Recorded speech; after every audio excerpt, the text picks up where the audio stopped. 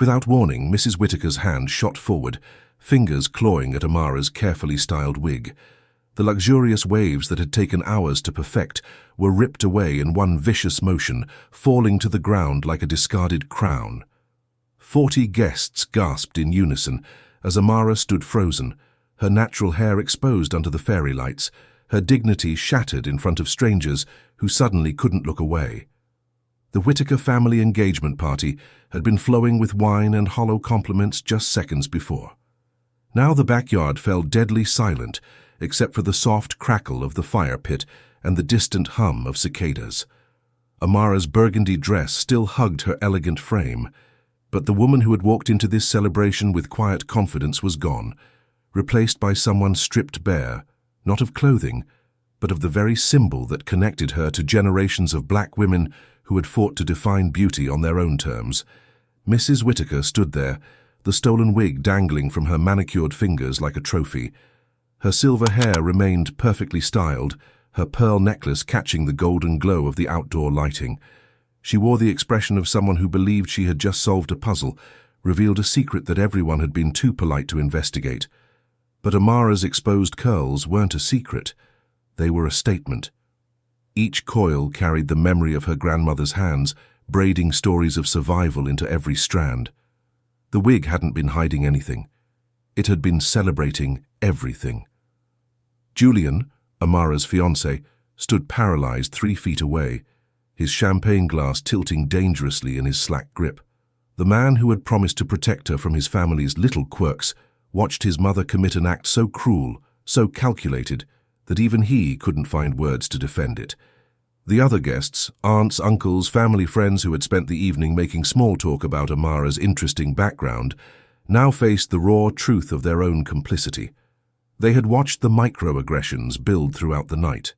The comments about her unique hair, the questions about whether it was all hers, the touches that lingered too long when they thought she wasn't paying attention. Time stretched like pulled taffy.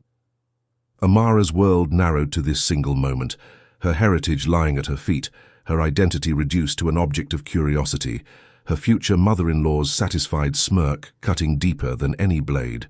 Have you ever had someone attack the very core of who you are? Drop a comment and tell me, what part of your identity would you fight to protect? Because what happened next will shake you to your core, and by the end of this story, you'll understand why Amara's response didn't just leave everyone speechless. It sparked a movement that's still changing lives today. To understand the magnitude of Mrs. Whittaker's violation, you need to know what that wig meant to Amara. This wasn't just hair. It was armor forged from generations of black women who had been told their natural beauty wasn't enough. Growing up, Amara would sit cross-legged on her grandmother's worn kitchen floor, feeling gentle fingers work through her thick curls. Her grandmother, Nana Ruth, would hum old spirituals while braiding stories into every strand. "Child," she'd whisper, her voice soft as cotton, "your hair holds the strength of every woman who came before you. Don't let nobody tell you different." Those weekend rituals became Amara's foundation. When she chose to wear wigs, it wasn't about hiding, it was about celebrating. Each style was a tribute to the versatility that had been weaponized against black women for centuries. Today, flowing waves. Tomorrow, maybe tight curls. Next week, perhaps a bold afro. Her hair, natural or styled, was her choice, her crown, her declaration of freedom. Julian understood this. He'd fallen in love watching Amara transform herself like a masterpiece artist, each look more stunning than the last. Their relationship became her sanctuary, a place where her choices were celebrated, not questioned. He'd trace his fingers through whatever style she wore, whispering how beautiful she looked, how proud he was to call her his. But Julian's love couldn't shield her from his mother. Mrs. Whittaker ruled her world with the precision of a military general. Everything in the Whittaker household had its place, its purpose, its proper appearance. She'd built her reputation as the neighborhood's social architect, the woman who knew exactly how things should be done. Her dinner parties were legendary. Her garden tours drew crowds. Her opinions carried weight in their affluent circle. To Mrs. Whittaker, Amara represented chaos in her carefully ordered universe. She'd smile during their dinners, her lips curved in perfect hostess fashion, but her eyes remained cold, calculating. Every compliment came with a silent "but." Every welcome felt conditional. She'd perfected the art of polite cruelty. Comments that sounded kind but cut deep. The engagement party was Mrs. Whittaker's domain, her chance to display control.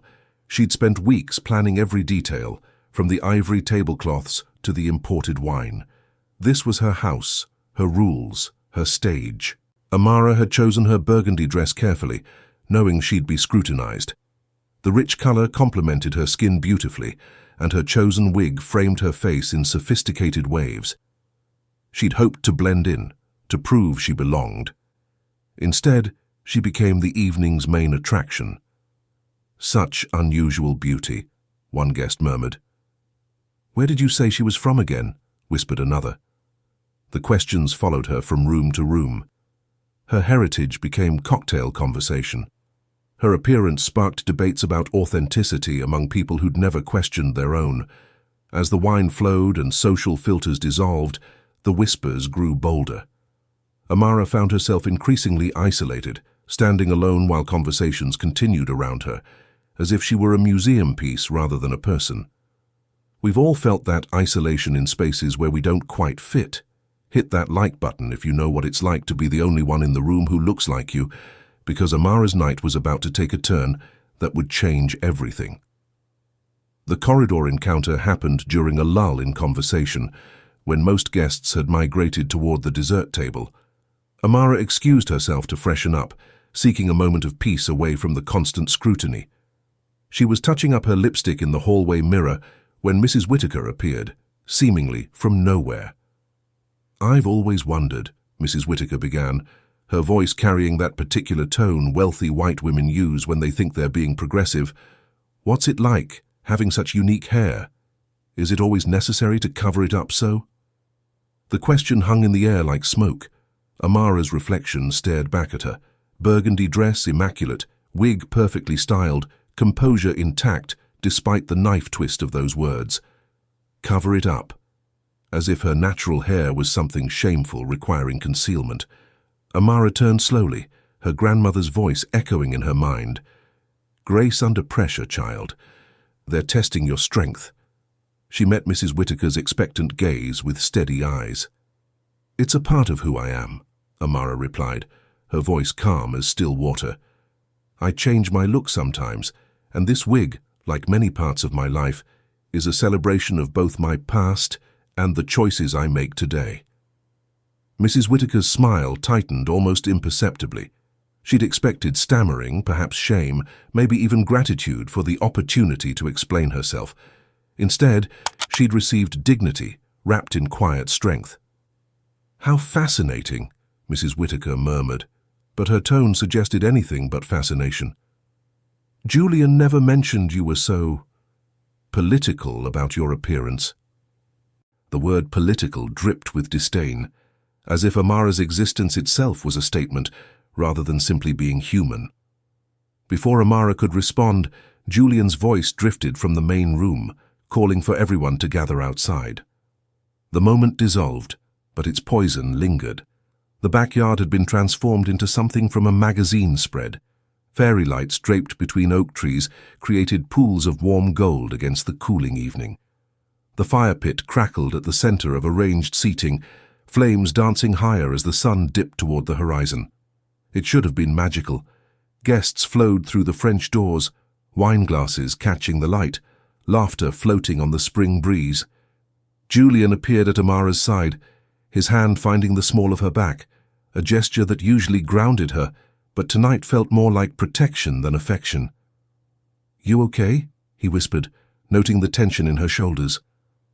"Fine," she murmured back, though they both knew it was a lie. The evening air carried the scent of jasmine from Mrs. Whittaker's prized garden, mixed with the smoky sweetness of burning oak. Conversations resumed their earlier rhythm, work gossip, vacation plans, gentle complaints about the weather.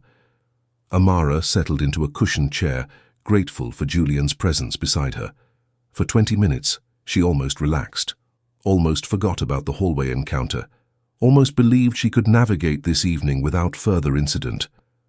Mrs. Whittaker had vanished into the house, giving Amara space to breathe.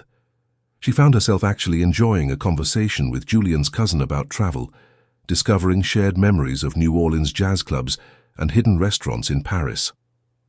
But peace was temporary. Mrs. Whittaker's heels clicked against the stone pathway before Amara saw her. The sound cut through laughter and conversation like a blade, deliberate, measured, purposeful. Other guests continued their chatter, oblivious to the shift in atmosphere. Amara's wineglass paused halfway to her lips. Something in those approaching footsteps carried menace, though she couldn't yet name why. Julian was laughing at his uncle's fishing story, completely unaware of his mother's return. The fire popped loudly, sending sparks into the darkening sky. Someone clinked their glass for attention, preparing a toast. The fairy lights swayed gently in the evening breeze. Mrs. Whittaker stopped directly behind Amara's chair, close enough that her shadow fell across Amara's lap, close enough that her perfume, something expensive and cold, overwhelmed the jasmine, close enough to strike. Time suspended. Mrs. Whittaker's hand shot forward without preamble, fingers clawing at the wig that Amara had chosen with such care. The swift, unthinking grab sent luxurious waves tumbling to the ground like a discarded crown. 40 guests gasped, a single, collective intake of breath that carried the weight of centuries. The wineglass slipped from Julian's fingers, shattering against stone in perfect harmony with his mother's transgression.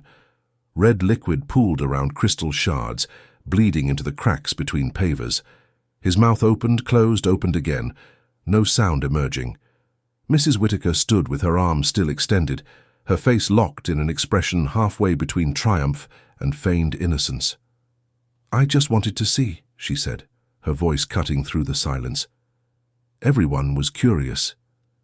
The wig lay crumpled at Amara's feet, its careful styling now crushed against cold stone.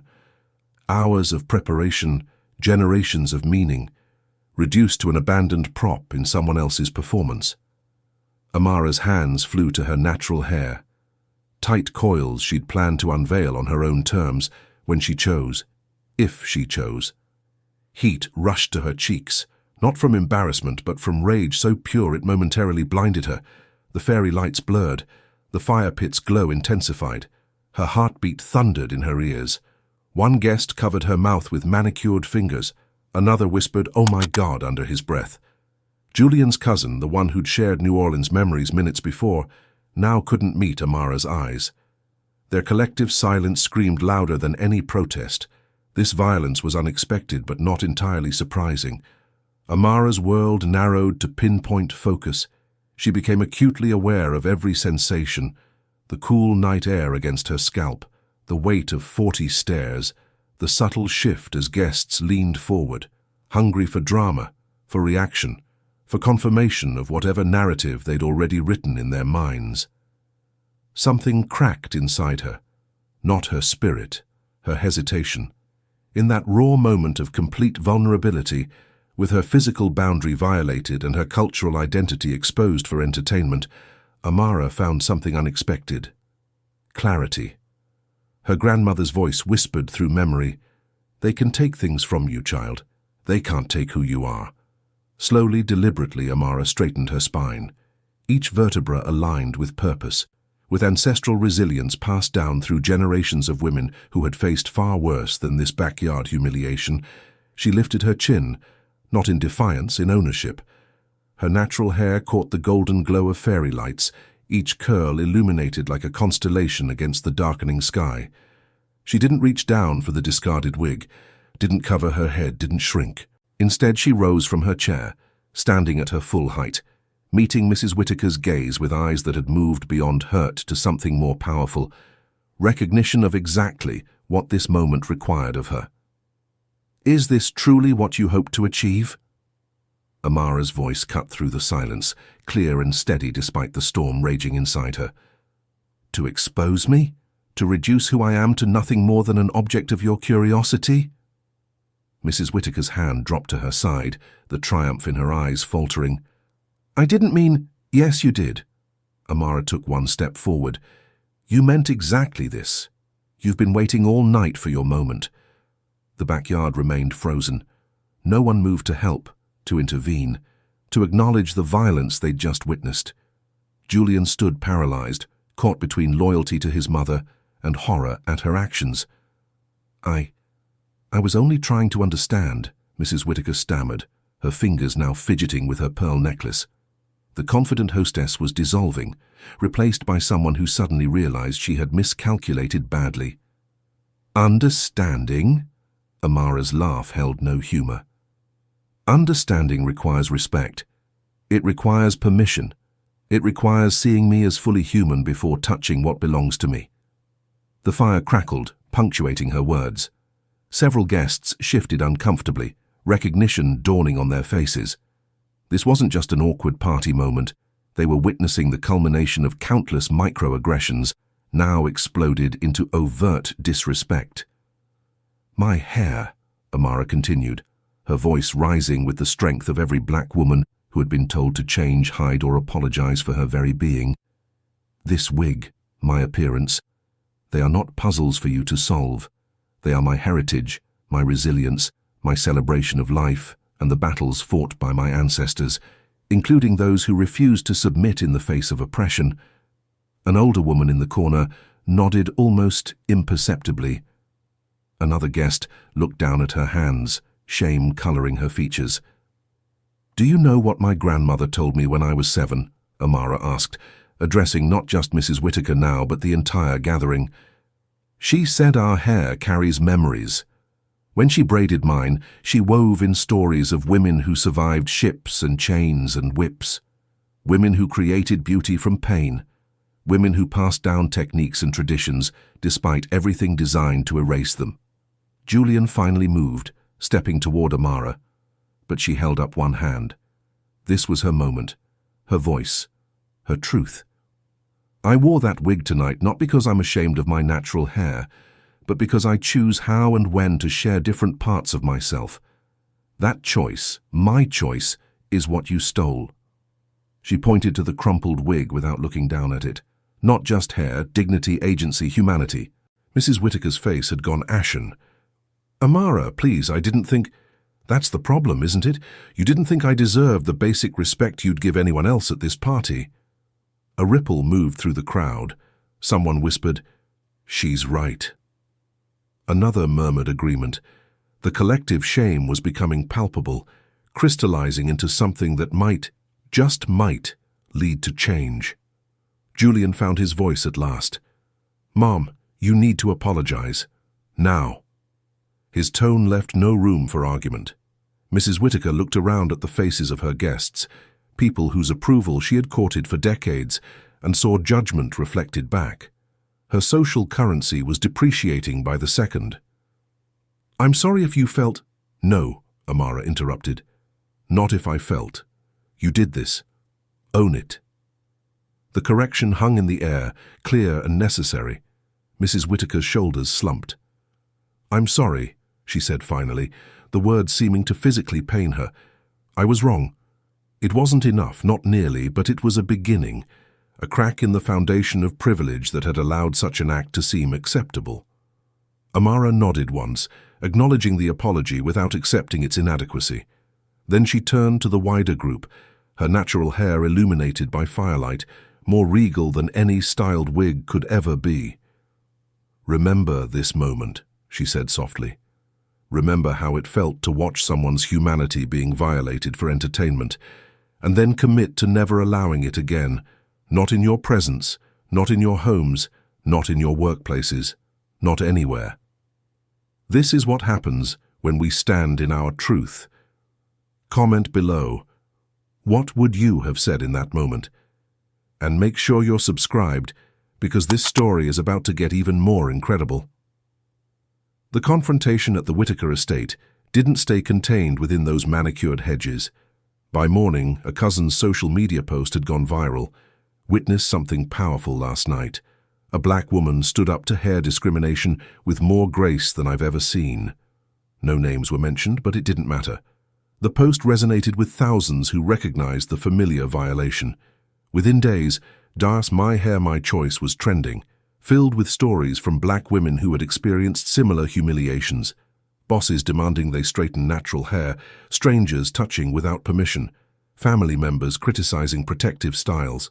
Amara received hundreds of messages. "Thank you for standing up. I wish I'd had your courage when my teacher called my braids unprofessional. Your words gave me strength to tell my mother-in-law to stop suggesting I tame my afro. I'm teaching my daughter your exact response for when this inevitably happens to her." The flood of solidarity confirmed what Amara had felt in her bones. Her experience wasn't isolated. It was systemic, repeated across countless dinner parties, classrooms, and offices, where black women's bodies were treated as public property. Local news picked up the story. A reporter contacted Amara, asking if she'd share her experience. Initially hesitant, she eventually agreed, realizing her voice could reach those who needed to hear it most. "When someone touches a black woman's hair without permission," she explained on camera, "they're not just invading physical space. They're continuing centuries of treating our bodies as objects to be examined, criticized, and controlled." Her interview sparked community action. 3 colleges hosted panel discussions on cultural respect. A local salon offered free classes on the historical significance of black hairstyles. State legislators renewed interest in passing the Crown Act, protecting against hair discrimination in schools and workplaces. Meanwhile, Mrs. Whitaker faced her own reckoning. The initial shame morphed quickly into defensiveness. "It was just curiosity," she told friends. "Everyone's so sensitive these days." But when longtime acquaintances began declining her invitations, when the garden club suggested taking a break from her leadership role, reality set in. Her social standing, the currency she valued above all, was dropping precipitously. Julian presented her with an ultimatum: genuine growth or losing relationship with her future daughter-in-law. He enrolled her in a workshop series called Unpacking Privilege, led by black community leaders who specialized in transformative education. Her first session was awkward, her contributions defensive. But by the 3rd meeting, something shifted. Listening to others' experiences, she began questioning assumptions she'd never examined. She learned about touching tests enslaved people endured at auction blocks. She discovered how hair regulations had been used to control black expression for generations. Slowly, painfully, Mrs. Whitaker began to see the weight behind what she'd dismissed as just hair. For Amara, the incident became a catalyst rather than a setback. She partnered with natural hair advocates to create educational resources. She spoke at schools about cultural respect. She shared her grandmother's braiding stories, preserving traditions nearly lost to forced assimilation. Each speaking engagement, each social media post, each workshop was a stitch mending what had been torn, not just for herself, but for every woman who'd ever been made to feel ashamed of her natural beauty. "My response that night wasn't just for me," Amara later explained in a community forum. "It was for my grandmother, who had to straighten her hair to keep her job. It was for little girls watching to see if I'd stay silent. It was for every woman who swallowed her dignity because speaking up seemed too costly." She paused, her natural curls now styled in a glorious crown. And looking back, it was also for Mrs. Whitaker, who needed that moment of truth more than any of us realized. 6 months after the backyard confrontation, golden spring sunlight streamed through stained glass windows of the historic downtown chapel. Guests filled polished wooden pews, anticipation humming in the air. This wasn't just any wedding, it was a declaration. Amara stood in the bridal suite, surrounded by friends who had walked beside her through months of healing and advocacy. Her wedding dress, ivory silk with burgundy accents, complemented her skin perfectly. But it was her hair that commanded attention. No wig adorned her head today. Instead, her natural curls formed a magnificent crown, adorned with delicate pearl pins and tiny burgundy flowers. Each coil caught the light, creating a halo effect that made her appear almost ethereal. "Are you nervous?" her maid of honor asked, adjusting a final flower.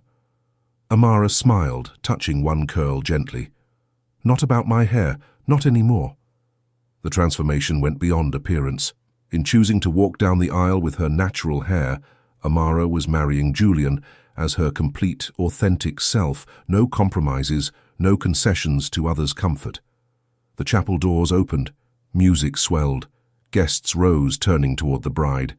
Julian waited at the altar, love evident in his misty eyes. But it was the front row that held Amara's attention for one brief moment. Mrs. Whittaker stood there, watching her approach. The woman who had once torn away her wig now gazed at Amara's natural glory with something resembling respect. The past 6 months had changed her. Weekly cultural education classes, community service alongside black elders, painful conversations about privilege and power, small steps on a long journey. When Julian and Amara exchanged vows, her voice carried throughout the chapel, clear and powerful. I stand here unashamed and whole. My hair, my heritage, are parts of me that no one can commandeer or belittle. Today I celebrate not just our union, but the promise of a future where respect flows freely and truth prevails. Julian squeezed her hands, his voice thick with emotion. I love every part of you, exactly as you are. At the reception, Mrs. Whittaker approached with cautious steps. The confidence that had once bordered on arrogance was tempered now, softened by months of learning. You look beautiful, Amara, she said, the words simple but sincere. Thank you for giving our family a chance to grow. Amara nodded, acknowledging the progress, without pretending the journey was complete. Growth takes time, she replied. I'm grateful you were willing to begin. Later, dancing with Julian under twinkling lights, Amara caught glimpses of the community her stand had helped build. Natural hair advocates chatting with Whittaker relatives, community elders sharing wisdom with eager listeners, young girls watching her natural curls bounce with each movement, seeing possibility in her joy. One moment of courage had sparked countless conversations, legislative efforts and personal transformations. Her grandmother had been right. Hair carried memories, but it also created futures. Amara's story proves that one moment of courage can change everything. If this moved you, smash that subscribe button and share this with someone who needs to hear it. What story of resilience inspired you? Tell me in the comments below, and remember, your voice matters in the fight for respect and dignity. 1 year after Amara's wedding, her story continues reshaping conversations about Black identity, beauty standards, and respect. What began as a humiliating violation has transformed into a movement with far-reaching impact. 3 neighboring school districts now include hair discrimination in their cultural awareness curriculum. Children learn the historical significance of black hairstyles alongside lessons about Rosa Parks and Martin Luther King Jr. Young students practice asking permission before commenting on appearances different from their own. Fashion magazines feature natural hair prominently, crediting activists like Amara for challenging narrow beauty standards. Social media campaigns showcase Black women embracing their natural textures, styles, and cultural expressions without apology. Most significantly, the state legislature finally passed their version of the Crown Act, protecting against hair discrimination in schools and workplaces. Amara stood behind the governor during the signing ceremony, her natural curls styled in an elegant updo that would have once been deemed unprofessional in many settings. Mrs. Whittaker, continuing her education, now hosts monthly discussions where women share experiences across cultural divides. The conversations aren't always comfortable, but they're necessary, creating understanding one honest exchange at a time. Amara frequently speaks to young women, emphasizing one powerful truth. Your worth isn't determined by those who try to diminish you. It's revealed by how you stand in your power when tested. From one suburban backyard to a statewide movement, that's the power of refusing to be silenced. Amara's defiant words didn't just render her oppressor speechless, they paved the way for conversations that continue reshaping our world. Her story reminds us that dignity isn't granted by others. It's claimed by those brave enough to stand firm when challenged. And sometimes the most revolutionary act is simply refusing to shrink yourself to make others comfortable.